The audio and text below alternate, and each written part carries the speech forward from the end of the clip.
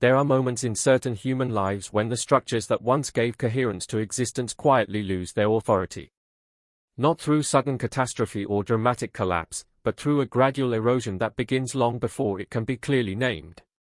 Meaning thins. Motivation weakens. The narratives that once justified effort, sacrifice, and ambition begin to feel strangely hollow. What remains is not immediately despair, but a peculiar silence at the center of consciousness itself. A silence that unsettles precisely because it cannot be filled by familiar explanations. This experience has been known across cultures and epochs by many names, yet its essence remains unchanged. It is the encounter with the inner void. Modern culture treats such moments as errors. When meaning collapses, the individual is encouraged to repair it quickly, to restore coherence through distraction, productivity, affirmation, or diagnosis. The discomfort is labeled, managed, or numbed. Silence is filled. Doubt is medicated. Confusion is reframed as failure. Yet long before psychology became a clinical discipline, the alchemical tradition recognized this condition not as malfunction, but as threshold. They understood that the psyche does not transform through accumulation alone. At certain moments in development, it must first be emptied. The alchemists spoke of a mysterious substance they called the prima materia. It was described as chaotic, rejected, impure, and formless. Something unwanted, yet absolutely indispensable. This substance was not sought in the external world, but within the human soul itself. Carl Jung recognized in this symbol a precise psychological truth. Before a higher integration can occur, the structures that once sustained identity must lose their coherence. The inner void is the psychic condition in which this disintegration begins. The ego experiences this collapse as threat. Identity has always been its primary defense against chaos. Through roles, beliefs, ambitions, values, and affiliations, the ego constructs a stable sense of self. When these structures function, life feels directed. When they fail, the ego confronts a terrifying realization. That the meanings it depended upon were provisional, adaptive, and ultimately insufficient. The void opens not because something has gone wrong, but because development has reached a limit beyond which the old structures can no longer carry consciousness forward. This stage often arrives not after failure, but after apparent success. The individual has adapted, achieved, and fulfilled expectations, yet feels increasingly detached from the life they inhabit. The external form remains intact, but inwardly it no longer generates conviction. One continues to act, to perform, to participate, yet without belief. The actions remain, but the animating force behind them has withdrawn. This dissonance marks the beginning of dissolution. Jung observed that when adaptation to the external world is complete, the psyche turns inward. What cannot evolve outwardly must now transform inwardly. The collapse of meaning produces anxiety not because life has become empty, but because meaning is no longer inherited. The frameworks that once organized experience lose their persuasive power. Career, relationship, belief, and identity persist externally, yet inwardly they no longer convince. The psyche withdraws its energy from structures that no longer serve development. This withdrawal is experienced as emptiness, fatigue, emotional flattening, or existential numbness. It is not pathology. It is recalibration. The danger at this stage lies in misinterpretation. When the void is treated as final truth, despair hardens into nihilism. When it is treated as illness, it is medicated away. When it is treated as inconvenience, it is distracted into silence. All of these responses interrupt the work. The alchemical texts warned repeatedly against premature intervention. The substance must remain in the vessel. The emptiness must be endured. The psyche possesses its own intelligence, but it cannot operate if the ego insists on immediate resolution. As meaning dissolves, the individual confronts a deeply unsettling realization. The narratives that once provided orientation were never absolute. They were constructions. Useful, necessary, but limited. This recognition produces anxiety because it reveals freedom. Without prescribed purpose, existence feels groundless. The individual stands alone with responsibility, without external authority to guarantee value or direction. Existential philosophers recognized this condition as unavoidable. When inherited structures collapse, freedom appears not as liberation, but as burden. The inner void is therefore not absence, but exposure. It strips away borrowed certainty and reveals the nakedness of existence itself. The individual may experience profound isolation, even when surrounded by others. Conversations feel distant. Social roles feel artificial. Language begins to fail. What is being lived cannot be adequately explained. This is because the psyche has moved beyond conceptual understanding and entered a transitional state.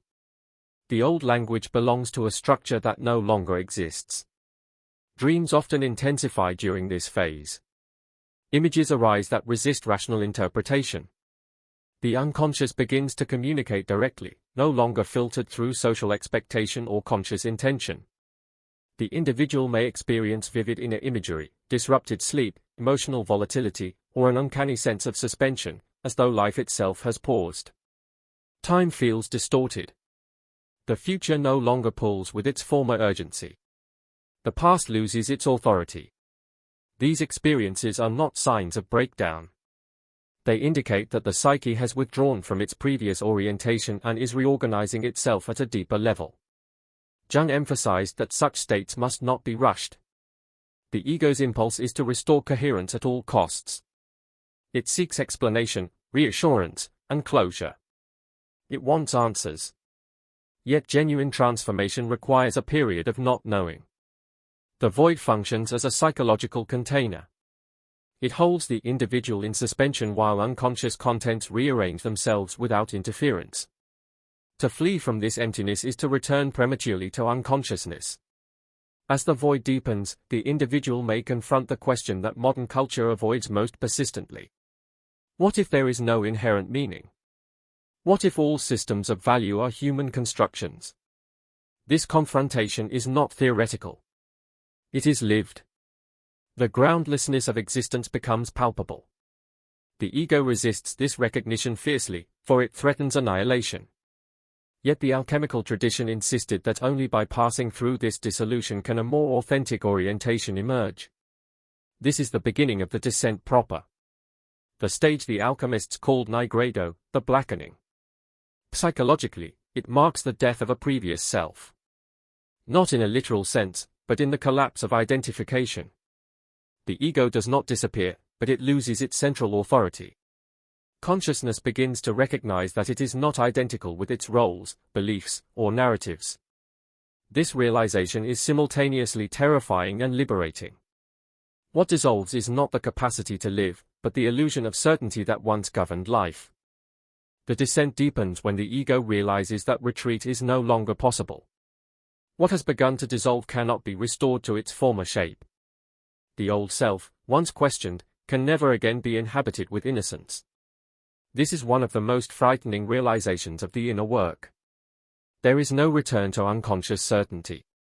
The familiar structures that once provided orientation now feel artificial, yet no new structure has taken their place. The individual exists in an intermediate state, suspended between identities, neither who they were nor who they will become. This liminal condition produces a particular kind of suffering that differs from ordinary anxiety or sadness. It is not tied to a specific loss, event, or failure. It is existential in nature. The suffering arises from groundlessness itself. The psyche no longer knows what it is organized around. Purpose dissolves. Motivation fragments. The future loses its pull. The past no longer explains the present. Time itself begins to feel strange, as though life is happening without clear direction or destination. Jung observed that many individuals misinterpret this phase as psychological breakdown. They fear they are losing their minds. Yet in most cases, what is occurring is not disintegration, but reorganization. The psyche has withdrawn its energy from outdated structures and is preparing for a new configuration. However, because this process unfolds beneath consciousness, it is experienced subjectively as chaos rather than order.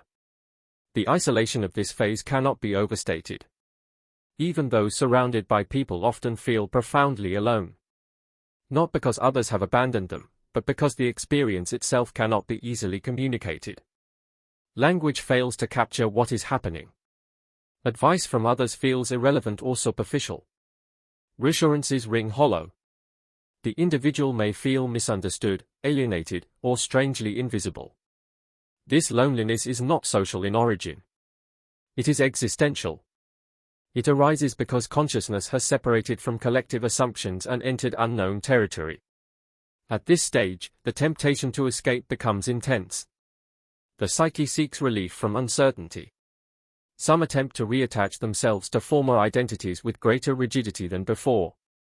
Others immerse themselves in work, relationships, ideology, or pleasure in an effort to drown out the inner silence. Still others seek transcendence prematurely, bypassing the darkness through spiritual beliefs or practices that promise light without descent. The alchemical tradition warned explicitly against all such shortcuts. They called this the false work, activity that simulates transformation while secretly avoiding it. The reason such avoidance fails is simple. The unconscious does not negotiate. What has been activated must complete its cycle. Attempts to suppress or bypass the process do not eliminate it. They merely delay it, often intensifying its eventual return. Jung noted that when individuation is resisted, the psyche expresses itself symptomatically. Anxiety, compulsions, depression, or psychosomatic illness emerge as signals that something essential has been denied. As the descent continues, the individual encounters material that had previously remained hidden. Qualities disowned in the name of adaptation begin to surface. Traits once judged unacceptable, weak, selfish, aggressive, fearful, or shameful emerge into awareness. This is the encounter with the shadow. Not as abstract concept, but as lived experience. The individual recognizes aspects of themselves they had never consciously acknowledged. This recognition is deeply destabilizing. The ego resists this encounter because it threatens moral identity. The image one held of being a good, competent, or admirable person begins to fracture. Projections collapse. The individual can no longer locate all darkness outside themselves. They are forced to confront the uncomfortable truth that what they judge most harshly in others also exists within. This realization produces guilt, shame, and often disgust.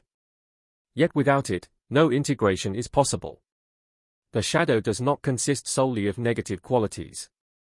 It also contains vitality, creativity, assertiveness, and emotional depth that were suppressed to maintain social acceptance. When these aspects emerge, they may appear distorted, exaggerated, or chaotic. This is because they have never been consciously lived. They were denied development and therefore return in primitive form. The task is not to act them out blindly, nor to repress them again, but to bring them into relationship with awareness. This work requires enormous patience. The psyche cannot be forced into integration.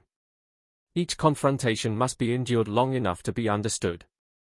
Jung emphasized that making the darkness conscious does not eliminate it. It transforms one's relationship to it. The shadow loses its destructive power when it is seen clearly.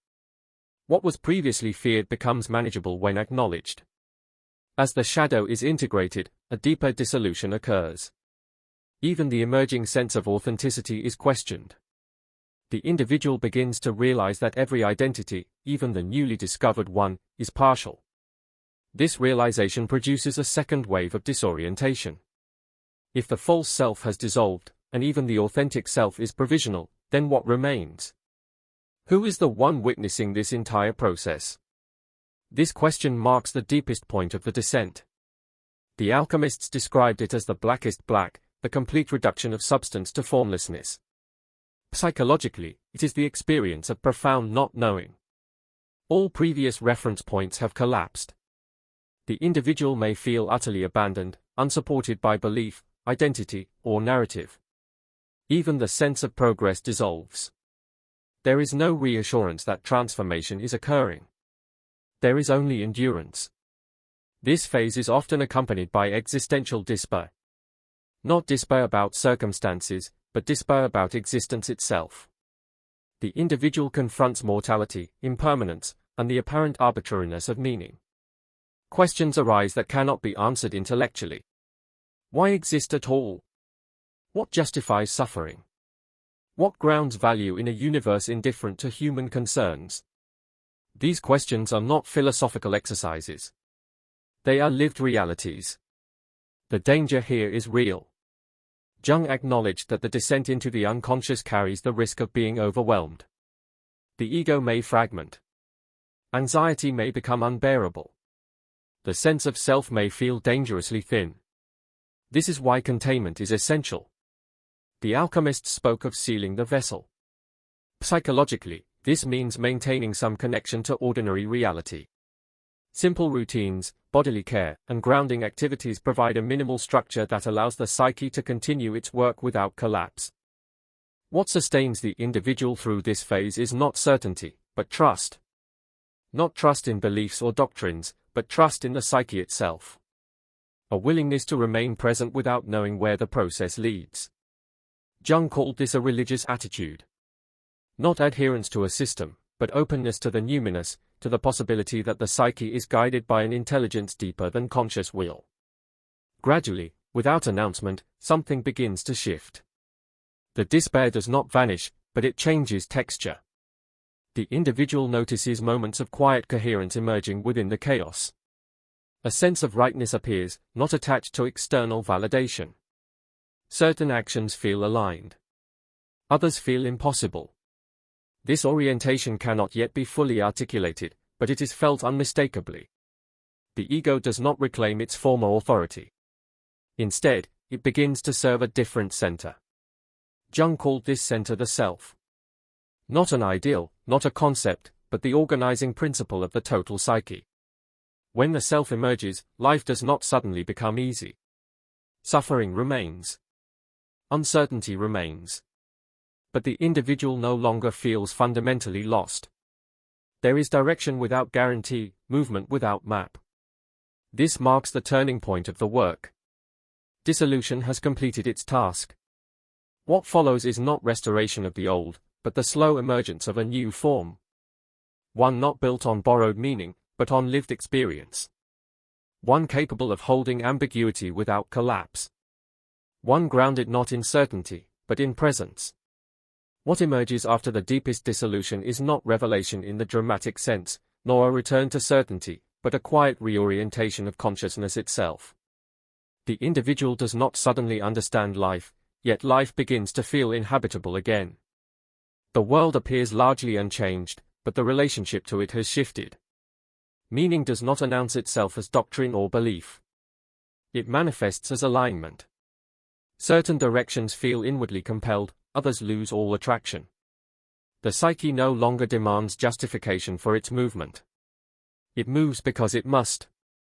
Jung described this stage as the gradual establishment of a new relationship between ego and self. The ego does not disappear, nor is it destroyed. It is relativized. It becomes one function among many rather than the sovereign ruler of consciousness. Decisions arise not from compulsion or fear, but from a deeper coherence that cannot be fully explained. The individual begins to trust this orientation, not because it guarantees success, but because it feels true. This new center does not eliminate suffering. Pain, loss, uncertainty, and limitation remain intrinsic to human existence. What changes is the quality of suffering. It is no longer experienced as meaningless punishment or personal failure. Suffering becomes intelligible as part of a larger process of growth and integration. The individual no longer asks why this is happening in the sense of protest, but in the sense of participation. What is being asked of me now? What is being formed through this difficulty? One of the most striking transformations occurs in the individual's relationship to fear. Fear does not vanish, but it loses its paralyzing authority. Having endured the collapse of meaning, the individual knows that uncertainty is survivable. The psyche has already passed through annihilation and remained intact. This knowledge is not intellectual. It is embodied. Fear becomes a signal rather than an obstacle. It marks thresholds rather than danger. As the self becomes more established, the individual experiences a deepening sense of psychological sovereignty. External validation loses its central importance. Approval, recognition, and status no longer function as primary motivators. This does not result in withdrawal from the world, but in a more selective engagement with it. The individual chooses participation consciously rather than compulsively. Roles are inhabited without identification. Masks are worn when useful and set aside when unnecessary. Relationships also change in subtle but profound ways. Projection diminishes. The individual no longer demands that others fulfill unconscious needs or carry disowned aspects of the psyche. Expectations soften. Compassion deepens. Not sentimental compassion, but a sober recognition of shared vulnerability. Having confronted their own darkness, the individual is less inclined to judge the darkness of others. Conflict still occurs, but it is less absolute, less moralized, less charged with unconscious hostility. Creativity often intensifies during this phase. Energy that was previously bound in repression, anxiety, or identity maintenance becomes available for expression. This creativity does not necessarily take artistic form. It may express itself through work, problem-solving, relationship, or thought. What characterizes it is authenticity. Action flows from inner necessity rather than external demand. The individual also develops a different relationship to time. The frantic urgency of achievement gives way to a slower rhythm. Life is no longer experienced as a race toward validation or security. The present moment gains depth. Not as a technique or practice, but as a natural consequence of integration. The future remains uncertain, yet it no longer provokes panic. The past remains influential, yet it no longer dictates identity. Jung emphasized that individuation does not produce perfection. The integrated individual remains human, capable of error, limitation, and regression. What changes is consciousness of these limitations. Failures are no longer experienced as total collapse.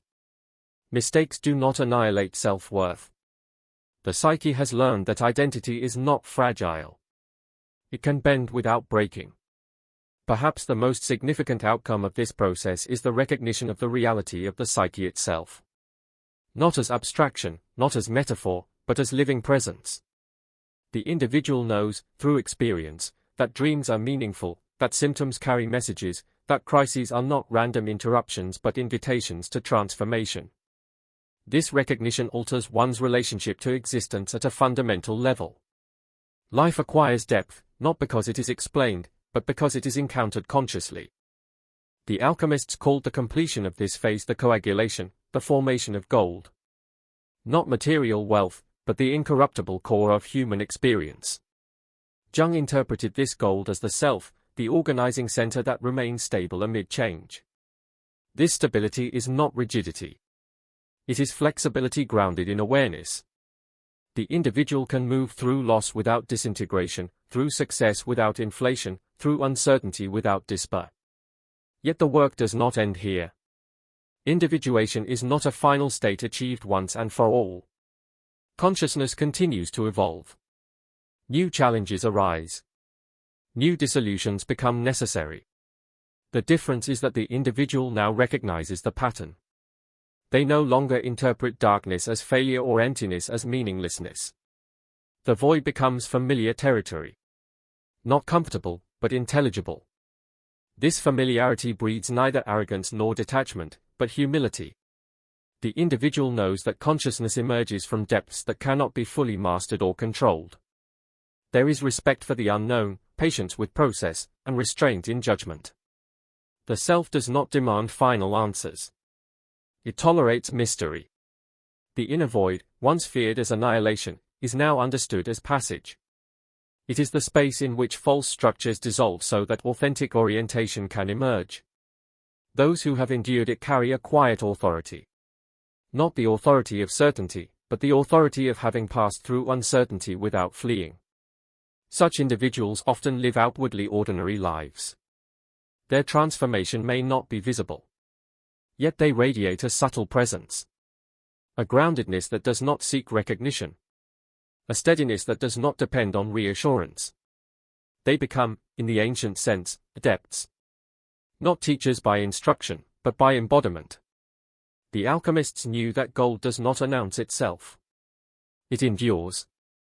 Jung knew that wholeness does not eliminate conflict. it contains it. The inner void is not something to be avoided, cured, or conquered. It is an essential stage in the evolution of consciousness. Those who allow it to do its work emerge not with answers, but with orientation. Not with certainty, but with depth. What remains after meaning collapses is not emptiness, but the capacity to live deliberately without illusion. To act without false justification. To suffer without despair. To exist without borrowed narratives. This is not transcendence of the human condition, but full participation in it. The void does not destroy the individual.